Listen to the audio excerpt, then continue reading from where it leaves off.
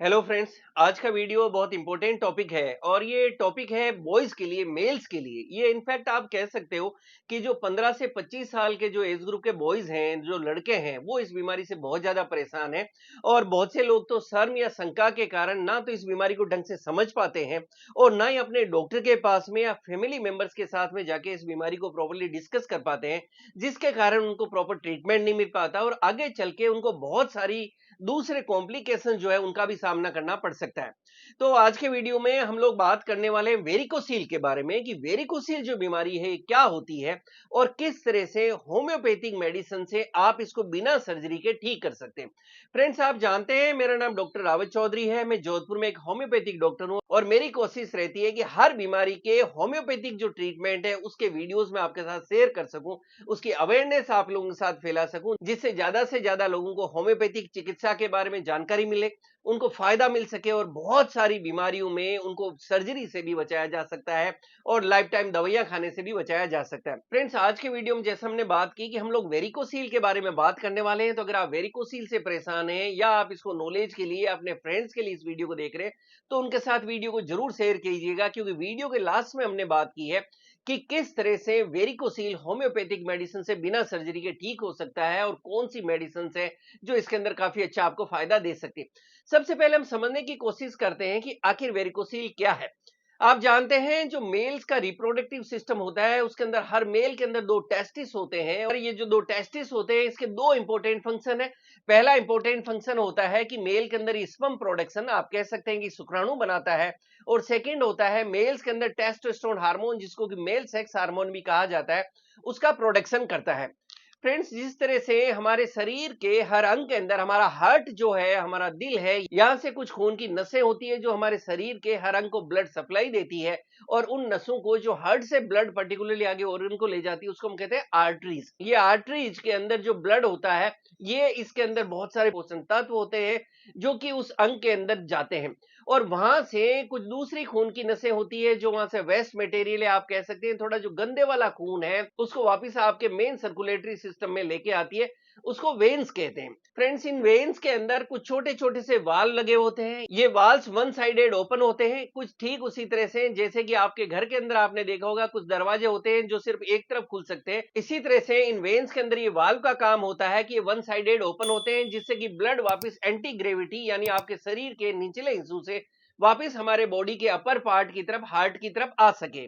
लेकिन कुछ केसेस के अंदर, कुछ कारणों के अंदर कुछ ऐसा हो जाता है कि ये वाल्व खराब होने लगते हैं, ये खून की नसें खराब होने लगती है जो ब्लड वापस ला रही होती है, जिससे धीरे धीरे वहां खून इकट्ठा होने लगता है और इसी कंडीशन को वेरिकोसील कहते हैं। ये वेरिकोसील वो कंडीशन होगी, आप समझ गए होंगे, जिसके अंदर आपके टेस्टिकल्स के अंदर जो खून की नसें हैं वहां पे खून इकट्ठा होने लगता है और वह एक गुच्छा सा बन जाता है। ये कुछ उसी तरह से होता है जैसा आपने बहुत से लोगों के पैरों में देखा होगा कि उनके पैरों के अंदर नीली नीली सी जो नसें होती है, इनका उभार देखने को मिलेगा, वहां गुच्छा सा बन जाएगा और कई बार गांठ नुमा भी इस तरह के स्ट्रक्चर्स बन जाते हैं।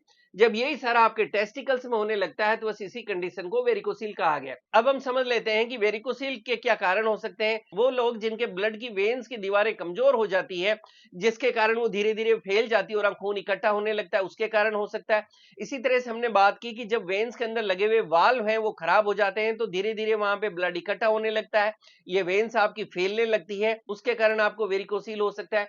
और आजकल यंग बॉयज के अंदर एक बहुत ही बड़ा फैक्टर देखने को मिल रहा है कि वो लोग जो जिम जाते हैं और बहुत ज्यादा अचानक बहुत सारा वेट उठाते हैं और बहुत बिना कोई सपोर्टर के जो है, जब आप जरूरत से ज्यादा या बॉडी की आप लिमिट से ज्यादा वजन उठा के आप एक्सरसाइज वगैरह करने लगते हैं, तो उसके कारण आपको वेरिकोसील होने लगता है। इसी तरह से कुछ दूसरे कारण है लाइफस्टाइल से रिलेटेड, जैसे वो लोग जो बहुत ज्यादा अनहेल्दी डाइट लेते हैं, फास्ट फूड्स लेते हैं, जिसके कारण आपकी वेन्स के अंदर इन्फ्लेमेशन बढ़ने लगता है, आपके वाल वीक होने लगते हैं, उसके कारण भी आपके वेरिकोसील के चांसेस बढ़ जाते हैं। वो लोग जो बहुत ज्यादा बैठकर काम करते रहते हैं या बहुत लंबे समय तक खड़े रहते हैं, जो कोई तरह की फिजिकल एक्टिविटी नहीं करते, उन लोगों के अंदर भी धीरे धीरे ऐसे बदलाव होने लगते हैं शरीर के अंदर कि उनको वेरिकोसील हो जाता है। कुछ केसेस के अंदर ऐसा भी देखा गया, बहुत से बॉयज से जब हिस्ट्री ली जाती है, कि वो लोग जिन्होंने बहुत ज्यादा, जिनको मैस्टरबेशन की हैबिट रही है, ऐसे लोगों के अंदर भी वेरिकोसील देखने को मिल सकता है। अब हम इसके कुछ लक्षणों की बात कर लेते हैं। लक्षणों की बात करें तो आप सबसे पहले देखेंगे कि आपके टेस्टिस को जब आप टच करेंगे तो वहां पर आपके टेस्टिस में सूजन देखने को मिलेगी। आप वहां हाथ लगाएंगे तो नसों में आपको फुलावट महसूस होगी और एक गुच्छा सा महसूस होने लगेगा। आपको अपने टेस्टिस के अंदर दर्द महसूस होने लगेगा, जिसको मेडिकल भाषा के अंदर ओरकाल्जिया कहा जाते हैं। ये आपको अक्सर हल्का हल्का सा दर्द होता है और कई बार ये आपको बहुत तेज दर्द भी आपको देखने को मिल सकता है। नेक्स्ट लक्षण की बात करें तो आपके टेस्टिस के शेप और साइज के अंदर बदलाव आ सकता है और इसके कारण आपका टेस्टिस छोटा भी हो सकता है। अगर आप मैरिड लाइफ में हैं तो आपको इनफर्टिलिटी का सामना करना भी पड़ सकता है, क्योंकि वेरिकोसील के कारण आपका स्पर्म प्रोडक्शन कम होने लगता है, आपके शरीर में शुक्राणु की कमी होने लगती है, जिससे आपको निसंतानता का सामना करना पड़ सकता है। इसके कारण आपकी बॉडी के अंदर टेस्टोस्टेरोन हार्मोन का प्रोडक्शन भी कम हो सकता है, जिसके कारण आपको इरेक्टाइल डिस्फंक्शन, प्रीमेच्योर इजैकुलेशन या लो लिबिडो या मैरिड लाइफ के अंदर संबंध बनाने में भी दिक्कत का सामना करना पड़ सकता है। फ्रेंड्स, जब ये सारे सिम्टम्स होते हैं, लक्षण होते हैं, तो अक्सर एक क्वेश्चन आता है कि सर ऐसे के अंदर क्या टेस्ट करवाए जाते हैं। इसके लिए आपके डॉक्टर बहुत सिंपल सा टेस्ट करवाते हैं, कलर डॉपलर स्टडी स्क्रोटम, मतलब कि आपके टेस्टिस की कलर्ड सोनोग्राफी करवाई जा सकती है।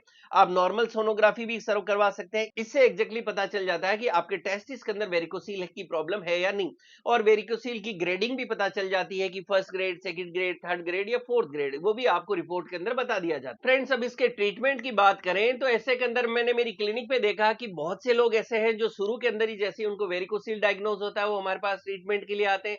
कई लोग आते हैं जिनको इनफर्टिलिटी की प्रॉब्लम होती है और जब हम टेस्ट करवाते हैं तो पता चलता है कि उनकी बॉडी के अंदर वेरिकोसील है, जिसके कारण उनको इनफर्टिलिटी हो रही है। काफी लोग आते हैं जिनको लो स्पर्म काउंट की प्रॉब्लम होती है और जब टेस्ट करवाते हैं तो पता चलता है कि वेरिकोसील के कारण उनको लो स्पर्म काउंट है। काफी लोग ऐसे भी आते हैं जिनको पहले वेरिकोसील की प्रॉब्लम रही, उन्होंने कोई तरह की सर्जरी करवाई या एम्बोलिज्म जो प्रोसेस होता है वो करवाया और उसके बाद उनको वेरिकोसील काफी लोगों को वापस भी हो जाता है। तो अलग अलग हिस्ट्री के साथ में काफी सारे पेशेंट्स आते हैं।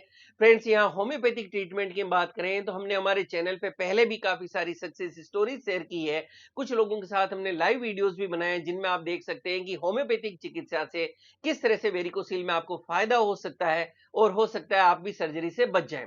यहाँ मैं आपके साथ एक रिपोर्ट शेयर कर रहा हूँ। इस रिपोर्ट के अंदर आप देख सकते हैं, जो पहली रिपोर्ट है 7 जून 2024 की, इसके अंदर आप देख सकते हैं वेरिकोसील ग्रेड 2 है इनको, और स्मॉल अट्रोफिड लेट टेस्टिस, मतलब वेरिकोसील भी है और इसी के साथ में इनका जो टेस्टिस है वो भी धीरे धीरे वेरिकोसील के कारण छोटा हो गया है। हमने इनका ट्रीटमेंट स्टार्ट किया, इनको सपोर्टर यूज करने की भी सलाह दी, कुछ लाइफ स्टाइल और डाइट से रिलेटेड भी इनको सजेस्ट किया, और नेक्स्ट रिपोर्ट्स के अंदर आप देख सकते हैं, उसके अंदर आप देखेंगे कि अब इनको वेरिकोसील बिल्कुल भी नहीं है, इनका वेरिकोसील ठीक हो गया है और सिर्फ इनको स्मॉल लैब टेस्टिस देखने को मिल रहा है, जो कि धीरे धीरे हम उम्मीद करते हैं कि जो वेरिकोसील के कारण इनके टेस्टिस की साइज छोटी हो गई थी, अभी वेरिकोसील ठीक हो गया है, तो नेक्स्ट रिपोर्ट्स के अंदर इसमें भी आपको सुधार देखने को मिल सकता है। अभी ट्रीटमेंट इनका कंटिन्यू है।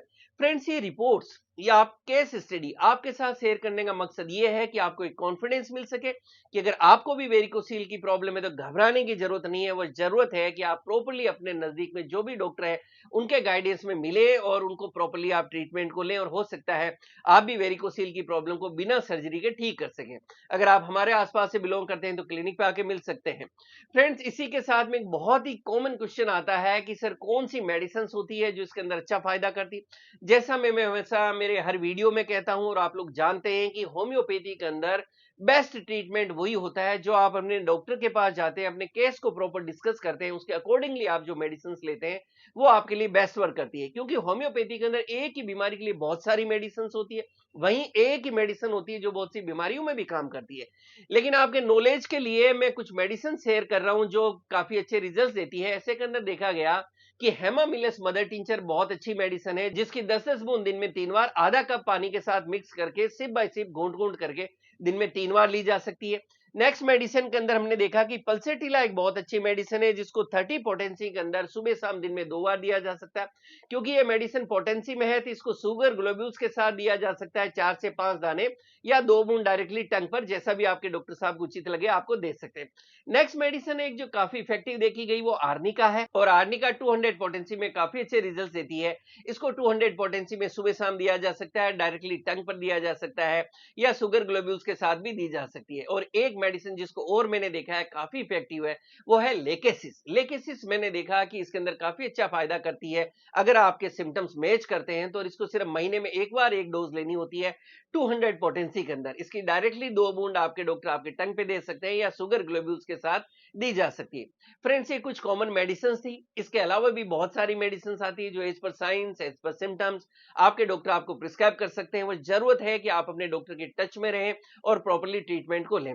मैं उम्मीद करता हूं ये वीडियो आपको पसंद आएगा और आपके लिए लाभकारी साबित होगा। इसी तरह से मुझसे जुड़े रहने के लिए मेरे यूट्यूब चैनल को लाइक करें, शेयर करें, सब्सक्राइब करें और बेल आइकन जरूर दबाएं, जिससे मैं जैसे कोई वीडियो डालूं आपको नोटिफिकेशन मिल सके। Thank you so much.